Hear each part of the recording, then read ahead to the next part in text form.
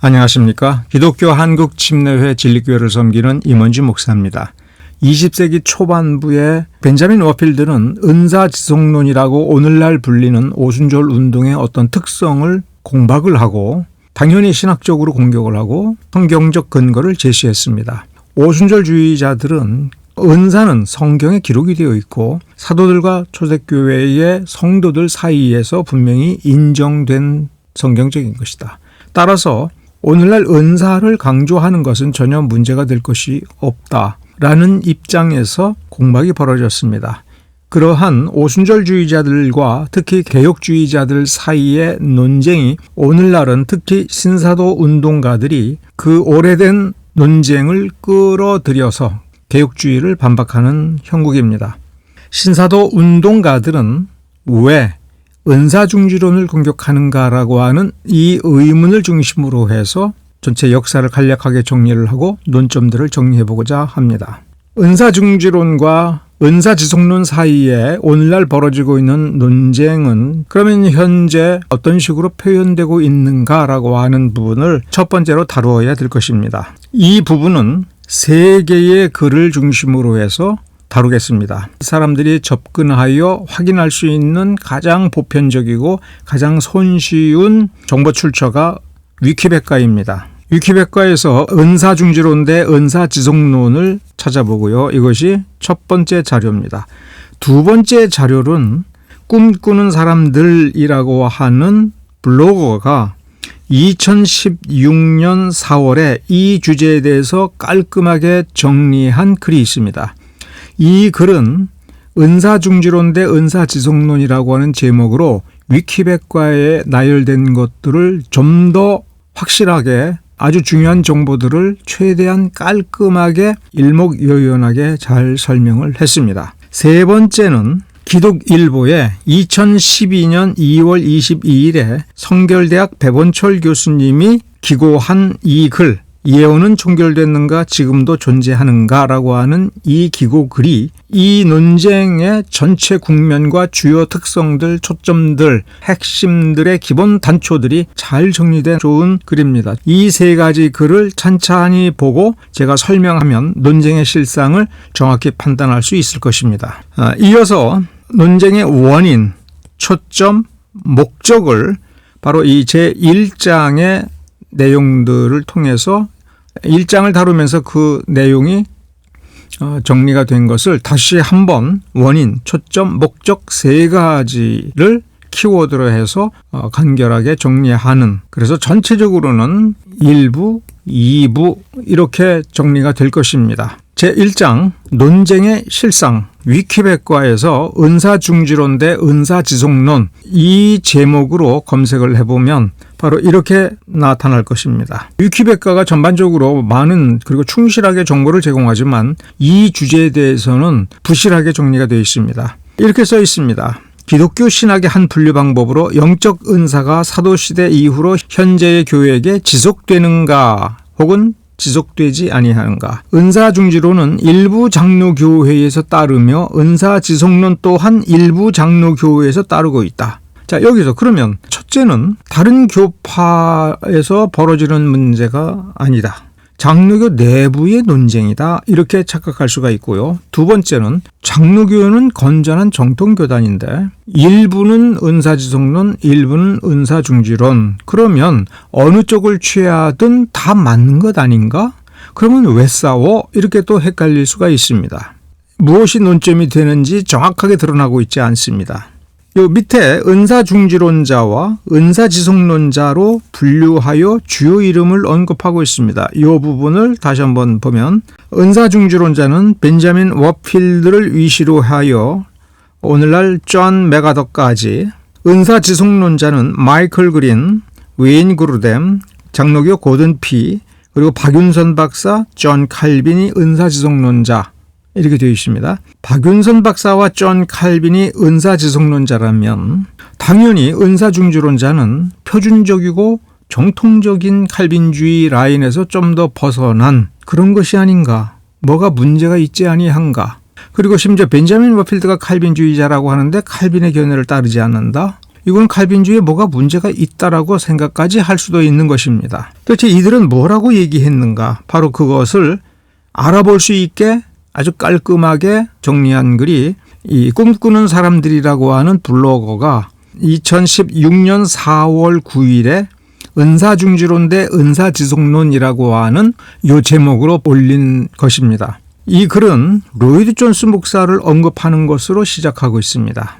자, 이 부분을 좀 더 확대를 해보면 로이드 존스는 웨스트민스터 채플에서 시작하여 은퇴까지 30년 가까이 사역하면서 자신이 세 그룹의 사람들을 동시에 가르쳐야 한다는 소명을 받았다라고 판단을 했는데 이 세 부류는 매우 위태롭고 힘든 상대들이다라고 하는 언급입니다. 첫째 부류는 참된 기독교 체험과는 격리된, 즉 참된 기독교 체험이 없는, 그러면서도 성경적 정통주의를 주장하는 사람들, 비상적 성경주의라고도 말할 수가 있겠죠. 두 번째 부류는 기쁨이 결여된 칼빈주의적 경건주의자들, 피상적인 글로만 알고 글만 머릿속에 담아둔 칼빈주의자들이라는 얘기죠. 세 번째는 은사운동에만 관심을 가지는, 즉 성경의 객관적 해석, 역사 문법적 해석, 그리고 성경을 관통하는 의미는 도외시하고 성령 체험, 그리고 은사 받고 은사를 발휘하는 것, 그런 점에서 객관성이 결여되고 감정주의적 복음주의자들, 이건 역시 피상적 복음주의자입니다. 성경적 이해에 비추어서 첫 번째 그룹을 판단하면 이건 죽은 정통이고, 두 번째는 영적인 벌레들에게 먹혀가면서 고통을 당하는 사람들로, 세 번째 그룹은 암적인 광신주의로 정리를 했습니다. 자, 다시 한번 정리하면 이런 뜻입니다. 피상적 성경주의자들, 오직 성경, 피상적으로요. 피상적으로 주장하는 겁니다. 피상적으로 성경만, 피상적으로 칼빈만, 피상적으로 은사만, 피상적 칼빈주의자들, 감정적 복음주의자들. 이건 역시 피상적이라고도 할 수 있죠. 피상적이지만 주관적이며 자기 체험만을 절대시하는, 그래서 오직 은사, 그리고 20세기 초반부의 논쟁과 지금의 논쟁에 있어서 오순절주의자들의 주장의 포인트가 다릅니다. 리차드 게피는 은사중지론을 옹호하는 사람이죠. 바로 이러한 Perspectives on Pentecost에서 에베소서 2장 20절을 근거로 해서 교회는 사도들과 신약적 선지자들의 토대 위에 세워졌기 때문에 성령의 은사 예언은 교회 역사에 있어서 일시적이고 비계속적인 기능으로 사도직과 함께 교회 생활에서 사라진 것이다. 여기서 은사라는 말이 중요한 것이 아니라 은사 예언이라는 점에 우리가 주의를 기울여야 됩니다. 일반적으로 말하는 은사 혹은 은사들과 예언 은사, 이거를 명확히 구별하지 않으면 은사중지론과 은사지속론의 논쟁의 본질을 놓치게 됩니다. 리차드 게핀이 먼저 은사 예언은 중지됐다라고 얘기하는데 그 근거가 선지자들과 이들의 역할은 예언에 있다. 하나님의 말씀을 전하고 기록하는 데 있다. 그러므로 사도들이 등장하고 사역을 마침으로, 그리고 66권이 종결되므로 선지자들과 예언의 사역은 중지됐다. 이 말은 마지막 사도가 지상사역을 끝내는 그 시점 이후로는 예언 사역은 없다. 그러니까 은사 중지론이 아니라 예언 사역 중지론이 맞다라는 입장입니다. 좀 더 나아가서 베드로전서 4장 10절서부터 11절을 근거로 해서 성령의 은사를 두 가지로 봐야 된다. 이게 리차드 게핀의 주장이라는 겁니다. 리차드 게핀의 주장에 따르면 말씀 은사와 행위 은사 두 가지가 있다. 그리고 예언과 방언과 같은 계시 은사는, 방언은 뭔가 말을 해주는 거 아닙니까? 일반인들이 알아들을 수 없는, 그러나 특별한 영적 재능을 가진 사람들은 알아듣는 그것을 방언이라고 한다면, 방언과 예언을 하나로 묶어서 계시 은사라고 했고, 이것은 교회 창설적 성격을 띈 것으로 오늘날 교회에서 더 이상 존재하지 않는다고 주장합니다. 즉 전반적으로 보면 교회 설립과 예언, 방언, 신유, 기적 등의 은사들이 중지되었다라고 말하는 이유는 교회 창설기에 사도들에게 주어진 것이기 때문에 중단되었다. 리차드 게피는 이런 식으로 논증을 했다라는 거예요. 그리고 그것을 지금 이 꿈꾸는 사람들이라고 하는 블로거가 이렇게 정리를 한 겁니다. 마이클 그린은 은사지성론이죠. 은사중지론자들의 이런 태도는 성령의 강력한 삶에 노출시키기를 꺼리는 단순한 도피주의다. 성령은 바람과 불의 영으로 지금도 남아 계시고 교회 안에서 주권적으로 역사하신다. 지금도 신유, 예언, 축사, 방언, 이 은사, 이 사역은 지속되어야 마땅하다. 또 웨인 그루뎀이라는 신학자도 그리스도 재림 때까지 성경에 기록된 모든 은사들은 교회의 유익을 위해 신자들 가운데 지속적으로 존속하고 작동하고 있는 교회다라는 취지의 진술을 한 것으로 보입니다. 이와 달리 중간에 입장을 바꾼 사람들이 있다.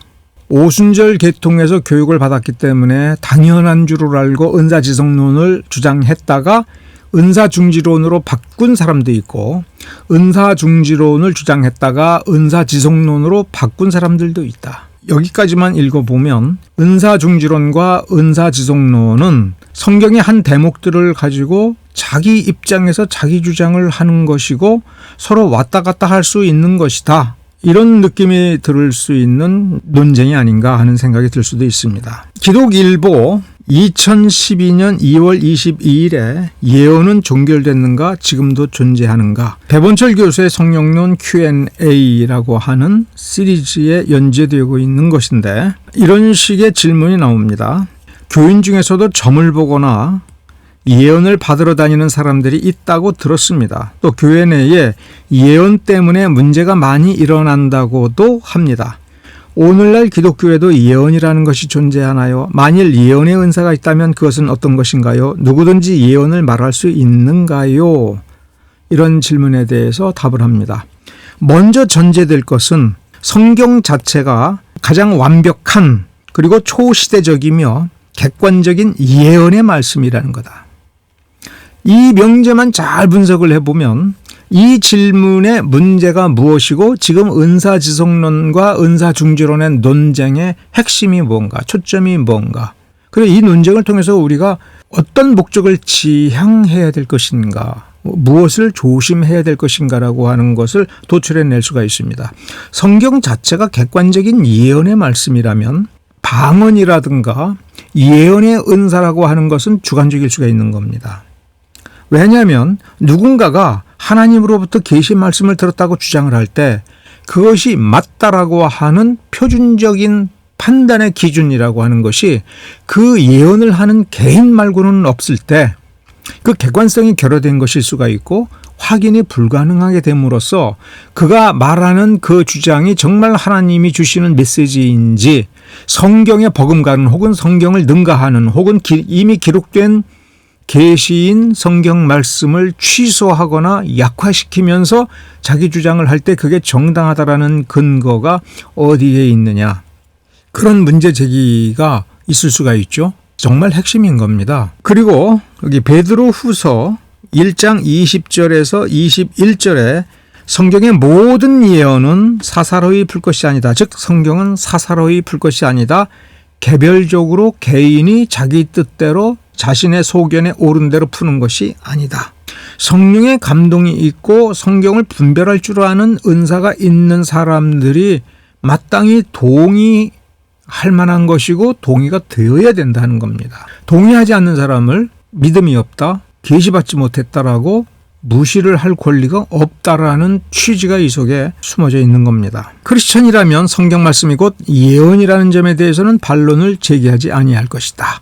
좀 더 명제를 확실히 했죠. 예언에 대한 논쟁을 일으킨 교회사 최초의 집단은 몬타너스주의자들. 몬타너스주의자들은 성령이 신자들에게 친히 임재하신 결과 중에 하나가 특별한 새 예언이다. 그리고 이 새 예언은 기록된 성경과는 별도의 것을 의미하는 것. 근데 그것은 성령이 내 안에 오셔서 내가 예언을 했다라고 하는 그 자체로 진리로 받아들이라. 이런 주의자들이었다는 겁니다. 이 충격으로 인해서 2세기 기독교는 정경화, 즉 표준적인 성경의 범위와 그 다음에 사본들 중에서도 어떤 사본, 어떻게 번역된 것이 진짜 성경인지를 확정하여 출판할 필요성을 느끼게 된 겁니다. 그래서 오늘날 66권 성경이라고 하는 그 개념이 여기서부터 시작이 된 겁니다. 자, 몬타너스주의자들은 초대교회 때에 그들이 말하는 예언이라고 하는 것은 신약 성경, 구약은 더 말할 것도 없고 신약 성경을 대체하고 기록된 성경을 밀어내면서 자기 말이 진짜 새롭게 주어진 하나님의 말씀이니 내 말을 따르라 하는 쪽으로 가면서 점점 더 시한부 종말론, 그리고 독신생활, 그리고 극단적 금욕주의를 조장하는 경향이 점점 농후해지므로 교회 분파주의적 현상을 점점 더 강화시켜서 이단화되어 버린 겁니다. 그래서 정통교회에서는 이들을 축출할 수밖에 없었다. 이것이 몬타너스주의자들에 대하여 제고하면서 그 핵심에 예언운동이 있었고, 예언운동은 기록된 성경을 배제하거나 대체하는 데까지 가면서 자기 자신, 예언하는 자기 자신의 권위를 기록된 성경보다도 더 높였다. 그 사도들의 말, 예언자들의 말을 배격하고 자신들의 말로 대체하려고 하는데 그 진실성은 확인할 수가 없게 되고, 그리고 기존의 내용과는 다르게 세상으로부터 분리되고 격리되며 세상을 반대하고 세상을 개혁시키거나 변화시키거나 하는 성경에서 요구하는 제사장적 역할에서 멀어지기 때문에 이거는 아니다라는 판단을 하게 된 겁니다. 자, 다시 배보철 교수님으로 돌아가면 16세기 종교개혁가들은 신앙의 표준을 가톨릭의 교권주의, 사제주의, 그리고 신비주의, 금욕주의 등을 다 물리치고 오직 성경의 권위에 중점을 두면서 기독교의 기초 근본을 회복하는 운동이었습니다. 여기서 중요한 것이 이분이 반칼빈주의일 수도 있는 노선일 텐데도 칼빈을 소개하면서 칼빈이 뭐라고 얘기했는가? 성령의 사역으로 인해 하나님은 친히 성경을 통해서 우리에게 말씀하신다. 성경을 통해서 말씀하신다. 여기에서 신학이 나오는 거거든요. 이게 개혁주의, 즉 칼빈주의의 매우 중요한 특성입니다. 계속해서 기독교 강요에서 이렇게 말한 것을 소개해주고 있습니다. 예언자들의 입을 통해서 말씀하시던 바로 그 성령께서 우리의 마음속까지 뚫고 들어와 이 예언자들이 과연 하나님이 말씀하시고 명하신 바를 충실하게 선포하셨다는 사실을 우리에게 확신시킨다. 자, 17세기 청교도들은 성경 그 자체만으로도 신자의 삶에 있어서의 모든 요구가 충족된다.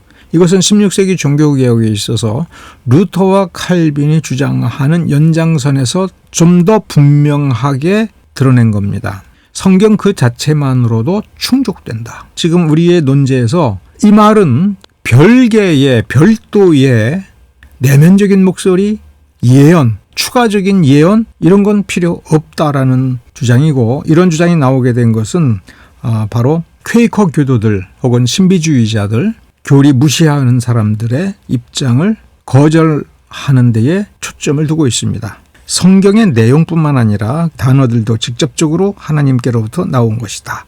일종의 성경의 완전 영감설, 거기에 해당하는 관념을 가지고 있었다라는 뜻입니다. 성령은 우리에게 대한 하나님의 마음의 초자연적이며 직접적인 계시로 받아들여진 것입니다. 그러므로 설교는 곧 하나님 말씀을 설명하는 것이기 때문에 강단으로부터 외쳐지는 설교를 통해서 신자들은 살아계신 하나님의 음성을 들을 수 있는 것이다. 개인적인, 내면적인, 주관적인 음성은 의미 있는 것은 아니다. 오직 성경 말씀, 기록된 말씀을 설명하여 알아듣는 것이 하나님의 음성을 듣는 것이다 라는 입장입니다. 조금 더 부연 설명하면 칼빈의 입장, 그리고 칼빈주의자들, 그리고 17세기 청교도들이 발전시킨 청교도 칼빈주의, 이 개혁주의는 성경 말씀을 합리적으로 보는 것, 합리주의가 아닙니다. 합리적으로 그 말씀의 문맥을 따르고 문장에서 가르치는 바가 하나님의 명령이며 음성이며, 그것을 추구할 때에 삶이 변혁이 되고 삶의 능력이 나타난다. 그러면 성령이 필요 없는 것이 아니라 여기 보면 성령이 말씀을 통해서 하나님의 음성을 듣도록 역사하여 주시고, 은사는 필요할 때에 주신다. 인위적으로 추구하는 것은 바람직한 것은 아니다라는 입장이 여기서 도출될 수가 있는 것입니다. 그 다음에 오늘날의 개육주의 신학에서는 바로 이런 개신교적 전통을 최대한 강조하고 있습니다. 그래서 개육주의 신학에서는 기록된 성경 이외에 어떠한 새로운 예언도 있을 수 없다라는 노선을 견지하고 있다. 방언이나 예언 등 은사의 지속성을 강조하는 오순절 운동 속에는 마귀의 역사가 활동한다고 지적한 바가 있다. 그러면 추론해보면 왜 이렇게 마귀의 역사라는 말까지도 하게 되느냐라고 할 때 오순절주의의 방언이나 예언을 강조하고 방언이나 예언을 해야만 구원받는다라고 하는 주장도 위험할 뿐만 아니라 방언이나 예언을 통해서 기록된 말씀인 성경을 무시하거나 혹은 그보다도 더 우월한 권위를 주장하는 데까지 나아가는 것 때문에 기록된 말씀을 거역하는 하나님의 말씀이라고 하는 것은 있을 수 없다. 하나님은 변치 아니하시는 하나님이다. 하나님의 전능성은 변치 않는다. 그러한 성경론적인 입장에서 이 주장이 나온 겁니다. 즉 오늘날에도 예언, 즉 예언자적 사역이나 사도적 사역이 존재한다라고 주장하는 것은 비성경적이며 마귀가 좋아할 짓이다. 이런 취지의 발언을 한 것입니다. 배본철 교수님이 정리를 합니다. 워필드, 즉 은사중지론의 대표자 워필드와 리처드 게핀 같은 이도 뭐가 중지되었다고 했습니까? 예언 같은 특별 은사는 사도시대까지로 해서 중지되었기 때문에 현대교회에는 나타나지 않는다. 성경에 있는 모든 은사가 아니에요. 방언이라고 하는 것도 모든 방언이 다 똑같은 것이 아니고 기록된 66권 성경을 무시하거나 예언하는 자신의 권위를 사도들과 동급으로 여긴다거나 혹은 다른 모든 전도자들, 설교자들, 목사들보다 우위에 있는 초월적 존재인 것으로 하나님과 자신은 직접 통하는 것으로 선전하는 것에 대해서 그건 잘못됐다라고 얘기하는 거죠. 위키백과에서 보면 워필드는 은사중지론이고 은사가 중지되었다라고 할 때 성경에서 말하는 은사가 오늘날에도 반복될 수 없다라고 얘기했느냐 하면 워필드는 그런 식으로 글을 쓰지 않았습니다. 반복은 가능하다. 즉 성령은 하나님이시기 때문에 그의 선하신 사역은 언제든지 그가 원하는 대로 할 수가 있지 지금은 못한다. 그런 식으로 단정할 수 없다. 문제는 오늘날 어떤 은사를 드러낼 때에 내가 예언한다라고 하니까 그건 진짜다라고 말할 수는 없다. 성경에도 보면 예언의 은사든 방언의 은사든 어떤 은사든 그 방언을 해석할 수 있는 은사, 통변의 은사가 있는 사람이 그 안에 있어서 하나님께서 주신 말씀인지가 확인이 되지 않으면 그 은사가 있어도 입을 다물어라. 이것이 원칙 아니냐. 그리고 그것이 하나님의 말씀이라면 하나님께 속한 양심적인 사람, 하나님께로부터 지식에 타고난 은사가 있는 사람이 그 말을 듣고 분별하여 하나님의 말씀에 부합한지를 따져보아야 되고 아무도 그 말을 객관적으로 분석할 수 없으면 입 다물어라, 절제하라라고 하는 것이 보다 더 중요한 원칙이고 은사주의자들이 난무한 고린도 교회에 준 교훈이지 않습니까? 그러므로 워필드가 주장한 것은 은사 받았다라고 하고 그 은사를 내밀었다고 해서 그게 다 성경적인 거냐? 그건 별도로 따져보아야 된다. 더군다나 개인이 어떤 체험을 했다?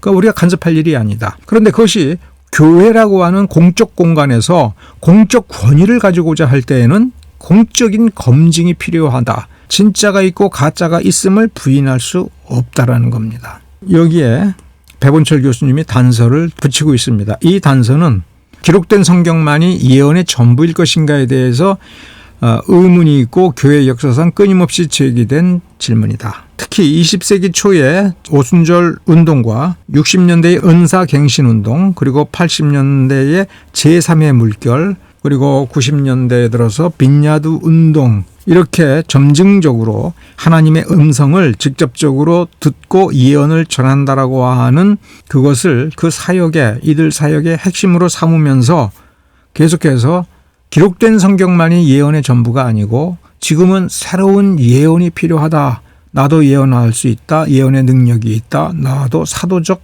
은사가 있다라고 하면서 신사도 운동으로 전개되어 갔다. 그러면서 은사중지론과 은사지속론이 충돌하고 있다라고 하는 이 내용을 간략하게 정리를 합니다. 지금까지는 신사도 운동은 왜 은사중지론을 공격하는가라고 하는 이 주제의 파트 1, 이 논쟁의 실상을 정리했습니다. 지금부터는 파트 1에서 설명한 것을 논쟁의 원인, 그리고 논쟁의 초점, 그리고 논쟁의 목적, 이 세 가지 소주제를 중심으로 해서 간결하게 그리고 분명하게 다시금 설명을 드리겠습니다.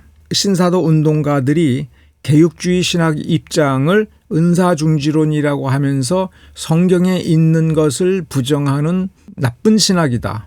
성경을 인정하지 않는다는 식으로 공격하는데 이때 차용한 전술이 20세기 초반에 벌어졌던 개혁주의자인 벤자민 워필드와 은사운동가들 사이에서 벌어졌던 논쟁의 어떤 측면들을 신사도 운동가들이 끌고 들어와 성령운동의 계보를 잇는 것처럼 나타난 겁니다.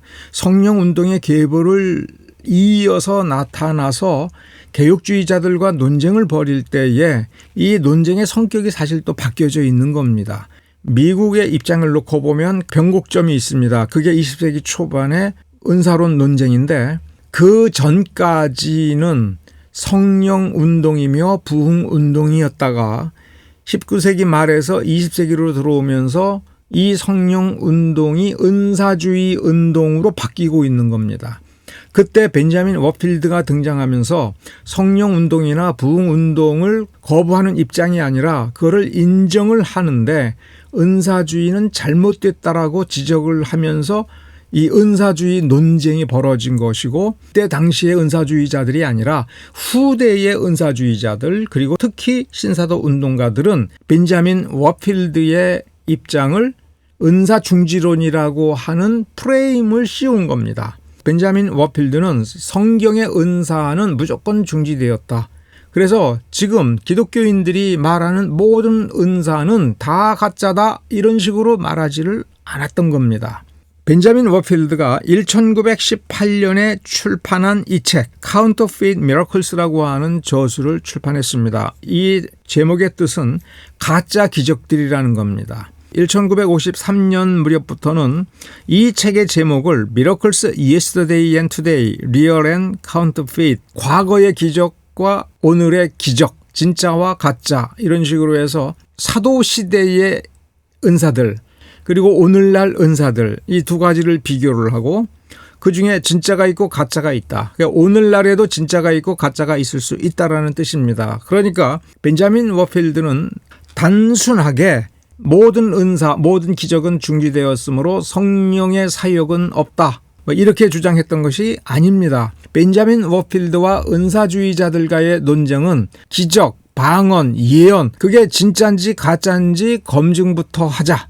검증하기 전에는 내세우지 마라. 이것이 벤자민 워필드가 이 책에서 주장한 것입니다. 이게 칼빈주의적 입장이고 이게 장로교 입장이며 개혁주의 입장이라는 겁니다. 여기에 대해서 은사주의자들은 무슨 소리냐. 우리가 은혜 받아서 내가 이렇게 행복하고 내가 능력이 충만해지고 세상 살만한데 내가 받은 은사가 진짜냐 가짜냐라고 검증의 잣대를 들이대겠느냐 이렇게 주장했던 겁니다. 조금 더 정립을 하면 이거예요. 당신이 은사 받은 것은 받은 거다. 그런데 교회의 아름다운 전통은 그것이 확실하게 객관적으로 검증되기 전에는 교회에서 잠잠해라. 이렇게 주장을 했다면 은사주의자들은 하나님이 쓰시라고 준 건데 그게 언제 어디서 어떻게 쓰든 당신들이 무슨 상관이냐. 하나님이 나에게 말씀을 주시고 예언을 주시고 환상을 주시고 방언을 주셨으니 나는 교회에서 이 은사를 발휘해야 된다. 그리고 이 은사보다 강력한 은사가 아닌 사람들은 다 내 말 들어. 이렇게 주장해서 논쟁이 벌어진 겁니다. 그러니까 20세기 초반에는 은사 중지론이냐 은사 지속론이냐라고 하는 논쟁이 없었던 것입니다. 개혁주의자 정통적인 신학을 한 이들과 은사주의자들 사이에서 논쟁이 벌어진 것이고 개혁주의자들, 정통주의 신학을 한 사람들은, 은사주의자들은 성경의 권위를 무너뜨리고 교회의 특성과 교회의 가치를 무너뜨리고 있다라고 본 것이며, 은사주의자들은 자신의 주관성에 초점을 두면서 내가 은혜를 받았으면 그것이 어떤 교회이든 어디든 무슨 상관이냐. 내가 은사를 받았으므로 나는 더욱 은사를 사모하고 은사를 추구하면서 내가 알아서 하나님의 음성을 들으면서 내 신앙생활 해나갈 테니 간섭하지 마라. 교회의 전통이니 신학이니 그런 소리 하지 마라. 아무리 신학하면 뭐하냐. 은사도 없는 것들이. 이런 식으로 부딪혀 나갔다. 이렇게 정리할 수가 있습니다. 2022년 3월 12일에 미주 크리스천 신문에 뉴욕 성실 장로교회 원로 목사님이신 이기로 목사님이 벤자민 워필드에 대해서 아주 잘 정리된 글을 쓰셨습니다. 벤자민 워필드에 대해서 소개한 이기로 목사님의 이 글 중간에 오늘 우리가 나누는 주제에 대해서 매우 중요한 부분이 아주 간결하게 잘 정리가 되어 있어서 그 부분을 제가 소개해드리고 약간의 설명을 덧붙여 보겠습니다. 여기 그러나라고 했으니까 푸니마토스라고 하는 이 단어가 등장한 성경 구절, 그 다음에 앞에 왜 이런 말씀을 하게 되는지에 대한 어떤 설명을 일단 제가 자르고 여기서부터 설명을 하겠습니다. 벤자민 워필드는 조직신학적 통찰력이 탁월한 분이지만 원래 이분이 신약학 교수님이시고 신약 성경 연구 자체에 굉장히 깊은 통찰력을 가지신 신약학 학자라고 하는 것을 우리가 염두에 두셔야 됩니다. 푸니마토스라고 하는 이 헬라어 단어에 주목을 하면서 당시에 막연하게 받아들여졌던 어떤 관념에서 개념적 정립을 시도하고 있는 겁니다. 푸니마토스, 하나님의 감동으로 주신, 하나님께서 영감하신이라고 해석할 수 있는 이 푸니마토스라고 하는 이 단어를 벤자민 워필드가 하나님께서 주도적으로 인간 저자들을 감동시켜 하나님의 말씀을 무오하게 기록했다. 여기에서 중요한 초점은 하나님께서 주도적으로, 즉 주권이 하나님께 있다는 거예요. 인간이 어떤 영감받은 상태, 감동이 있는 그 상태, 그래서 하나님의 말씀을 기록하고 말씀을 보존하고 예언을 전달하거나 예언하는 어떤 권위 있는 수준에 도달했다라고 하는 거기에 초점을 두면 안 된다. 이 감동의 결과물인 기록된 말씀 혹은 전달된 예언의 신빙성이라든가 권위를 따지려면 그 사람이 어느 정도로 감동했느냐, 그 사람의 감동이 어떠하냐가 중요한 것이 아니라 하나님이라고 하는 주권자, 창조자가 본질적으로 중요하므로 거기에 초점을 둬야 된다. 그러니까 하나님께서 감동으로 주셨다라고 할 때는 하나님이 중요한 것이지 감동받은 인간이 중요한 것이 아니다라고 하는 이 입장인 겁니다.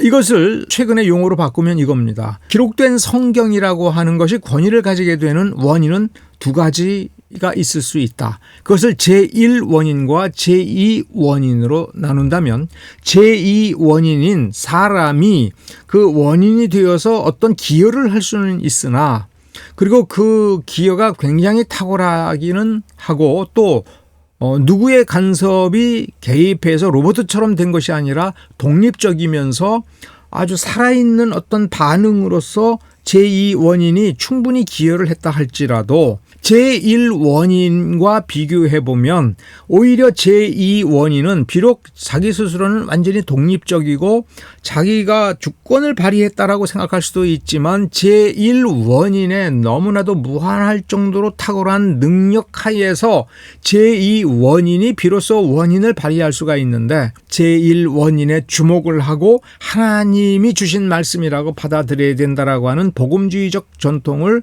옹호하고 지키려고 했던 겁니다. 푸니마토스는 하나님의 감동, 즉 God breathed, 하나님께서 숨을 내쉰 것이며 성경은 전능하신 하나님의 창조적인 숨결로서 창조되었다. 전능하신 하나님의 창조적인 숨결로서 창조되었다. 그러므로 모든 성경은 하나님의 감동으로 기록되었고 거룩하신 하나님의 영감된 기록이다.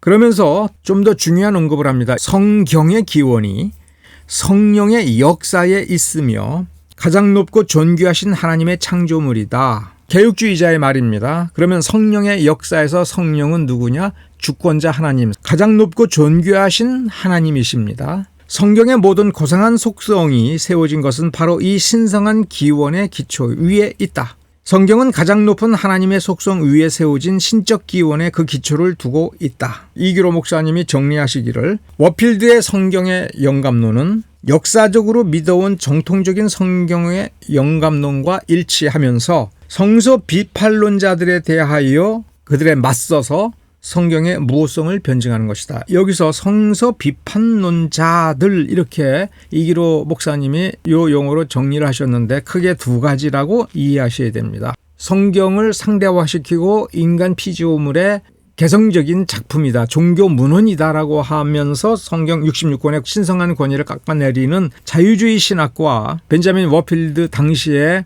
횡행하기 시작한 은사주의 운동, 이 경우에는 은사주의 운동을 성령운동이라는 더 넓은 카테고리와 동일시하면 안 됩니다.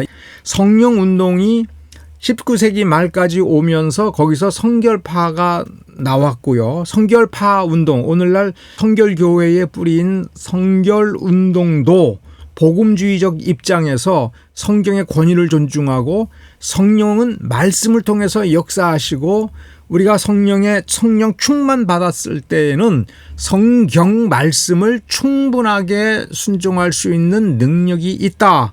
그러한 어떤 과정 중에 여러 가지 은사가 있을 수 있다. 그래서 그런 은사들을 통해서 예언이나 방언이나 이런 은사들을 통해서 성결된 삶이 더 능력 있게 이루어진다.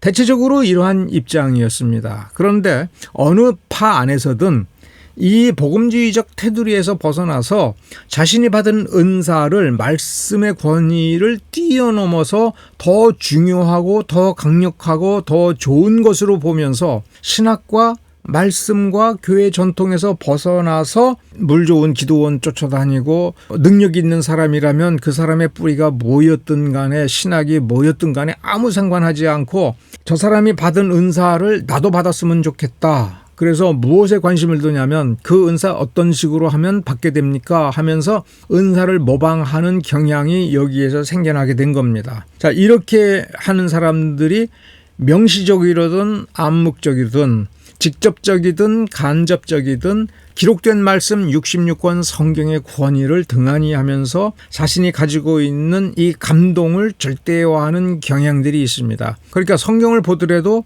그 말씀의 문맥과 그 말씀이 가르치는 객관성에 주목하지를 않고 자기가 좋은 대로 받아들이고 싫으면 거절을 하는 이 주관적 경향을 통칭해서 성서 비판론자, 이렇게 표현했다고 보시면 되는 겁니다.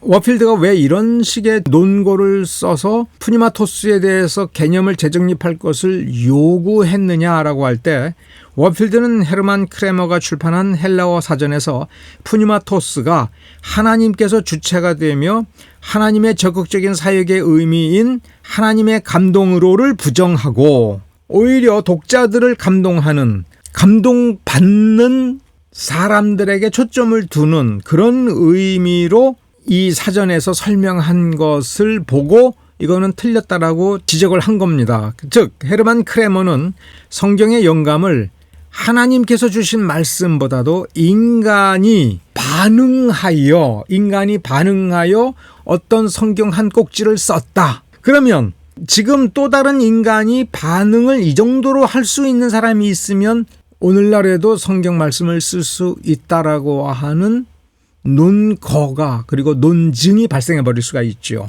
이렇게까지 갈 수가 있다는 겁니다. 그러므로 워필드는 이러한 정의는 위험하다고 보고 이것의 정정을 요구를 했던 것이고, 어떻게 보는 것이 성경적인가를 밝혔던 것이고, 그것이 은사주의 운동의 일반적 성향이기 때문에 은사주의자들이 말하는 그 은사의 실체의 객관성과 주관성을 보면서 성경의 원리를 대입해 보고 이거를 검증해 봐야 된다라는 말을 하는 겁니다. 이때 당시 벤자민 워필드는 하나님의 말씀의 객관성, 말씀의 권위, 신적 권위에 대해서 도전해오는 여러 세력에 대해서 맞서 싸우고 있던 겁니다. 정통적인 입장에서의 성경의 위상, 성경은 하나님의 말씀이다라고 하는 것을 공격하는 것을 반정통주의라고 본다면 20세기 초반의 반정통주의는 좀 전에 말씀을 드린 것처럼 은사주의 운동과 자유주의 신학, 즉 비평학이라고 할 수 있는 신학, 이 두 개가 주관성, 인간의 주관성을 강조하고 그리고 주관성 중에서도 이성이 아니라 감성에 초점을 둔다는 점에서 이 두 개는 일종의 연합적인 세력이 되고 서로 오고 갈 수가 있는 겁니다. 자유주의에서는 인간의 이성과 논리로 신학을 한다라고 하는 그 실체 속에는 그 논리를 어디서 가져오느냐 그러면은 서양 철학입니다. 철학이 논리를 담당하고 신앙은 신을 의존하는 감정이에요. 그러면 인간은 감성으로만 움직이면 미친 사람이 될 수가 있으니까 이 감정을 뭐가 통제를 해야 되냐면 이성이 통제를 해줘야 되고 논리로 이 감정을 다스려야 되는데 그 이성과 논리를 제공해 주는 것이 철학입니다. 그러니까 자유주의는 신앙의 본질을 감정에만 두고 있으니 감정에 치우친 성령 운동과 결합이 되기가 쉽고 양자는 오고 가기가 쉬운 겁니다.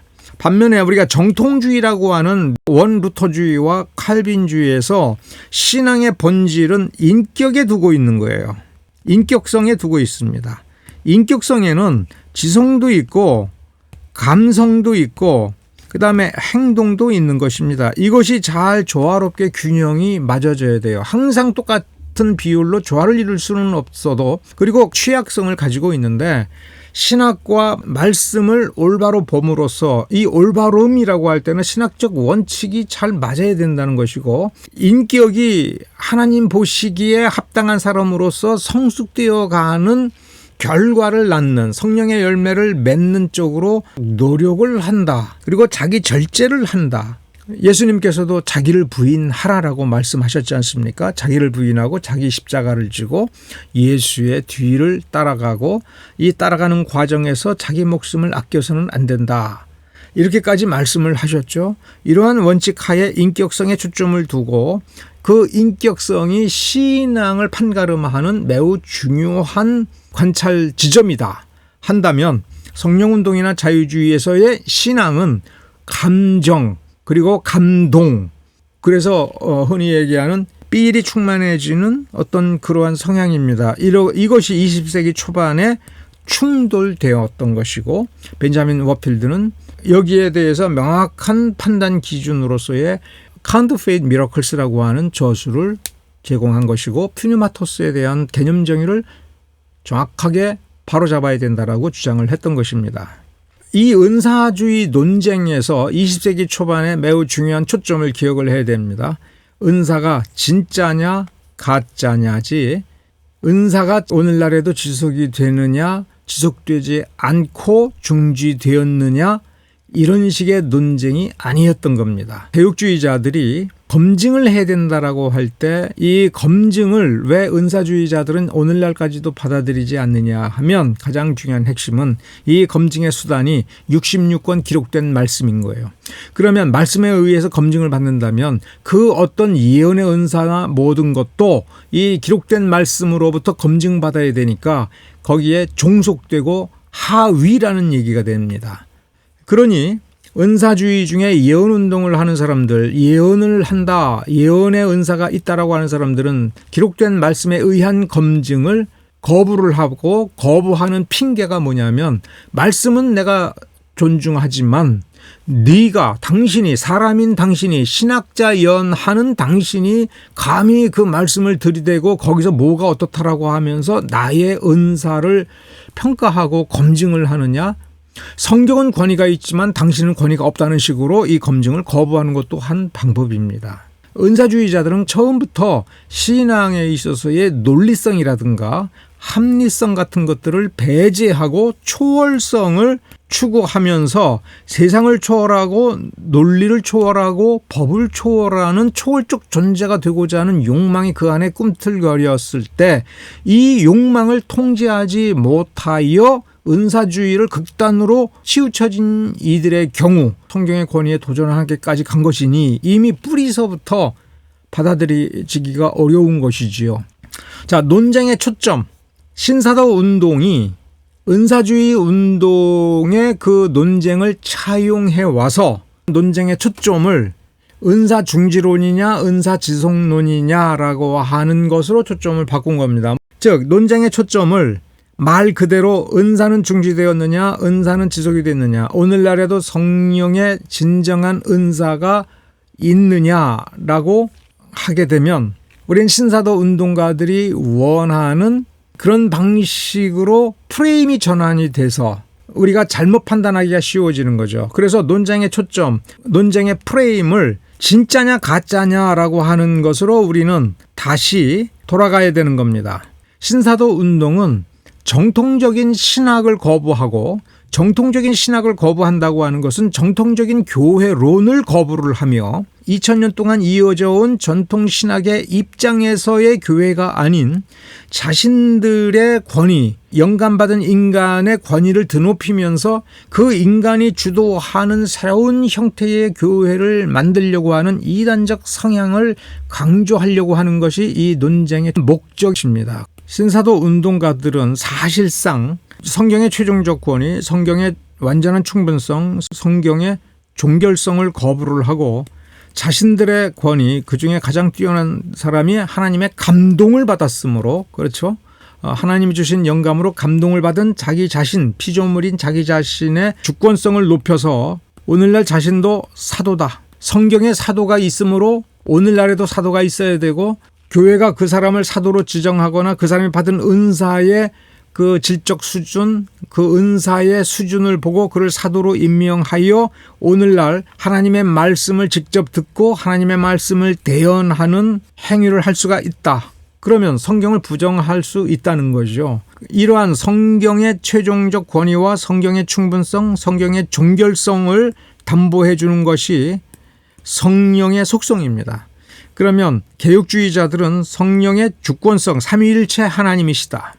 그는 주권자이시다. 그가 말없이 사역하는 것은 삼위일체 하나님으로서 아버지와 아들의 뜻을 존중하여 그 뜻을 성취하기 위하여 일꾼처럼 일을 하시지만 주권자 하나님이시고 그 주권성은 말씀 속에서도 살아있기 때문에 하나님의 창조적 전능하신 하나님의 주권적 사역의 결과로서 그리고 성경을 통하여 역사하시는 그 주권을 인정을 해야 된다. 그런데 신사도 운동가들, 이들은 성령은 은사를 주는 행위자에 불과한 겁니다. 에이전트에 불과한 거예요. 사도적 권위를 가진 그 누군가가 성령의 도우심을 받지만 그 사람이 주권자인 것처럼 예언을 하고 하나님이 예언한 것처럼 받아들이라고 하는 요구가 되는 겁니다. 말은 어떻게 돌려서 아니다라고 말할 수 있지만 결과로 나타난 것이 그와 같은 겁니다. 신사도 운동가냐 아니냐라고 할 때 이 성령의 주권성이냐, 성령을 마치 도구처럼 쓰고 있느냐, 은사를 주는 행위자 정도에 불과한 것이냐, 어떤 사람이 주권적 권위 있는 행위를 행할 때에 그 뒷받침이나 해주고 있는 것이냐, 그 부분을 면밀히 검토해 볼 필요가 있다는 겁니다. 신사도 운동이 신학적인 정당성을 가지고 있으면 그 신학을 논리적이고 체계적으로 제시를 해야 됩니다. 근데 신사도 운동의 매우 중요한 특징 중에 하나는 체계화된 자기 고유의 신학이 없이 신사도 운동을 전개하는 겁니다. 그러면서 자기 입장을 정당화할 때에는 여기저기서 좋은 말을 다 끌어모으는 겁니다. 이게 원래 이단들이 이런 식으로 하게 되는데 결국 이렇게 끌어모은 것들은 정리가 안 되고 체계화가 안 됩니다.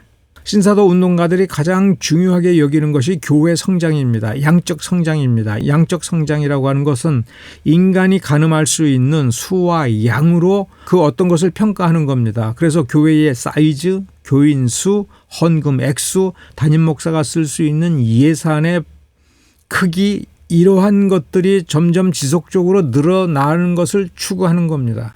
그래서 사람들이 헌금을 많이 할 수 있도록 사람들을 조직화하고 사람들을 흔들고 사람들을 끌고 나가는 겁니다. 이러한 목적에 부합하는 쪽으로 모든 종교적 언사를 발휘하는데 자신의 권위가 하나님으로부터 오고 성령의 역사로부터 왔다라고 하는 것을 주장함으로써 다른 모든 논리를 압살하고 자신의 정당성을 주장하려고 하는 겁니다. 이러한 프레임을 만들기 위하여 동원하는 것이 은사중지론 대 은사지성론이라고 하는 논쟁. 비록 이러한 논쟁이 신사도 운동가들이 80년대, 90년대 이후에 등장한 어떤 경향에 빌붙어서 등장하여 사용했다 하지만 오늘날 신사도 운동가들이 가장 유용하게 사용하고 있는 도구라고 하는 것을 우리가 기억을 해야 됩니다. 그래서 우리는 그 프레임에 빠지면 안 됩니다. 그 프레임을 사용하는 이들에게 동의를 해도 안 되고 동조를 해도 안 되고 애매한 태도를 취해서도 안 되는 겁니다. 성경은 항상 성경을 존중하는 사람을 통해서 성령의 역사를 일으키고 하나님의 나라, 하나님의 교회를 세워왔던 것을 우리는 기억해야 됩니다. 오늘은 여기까지입니다. 감사합니다.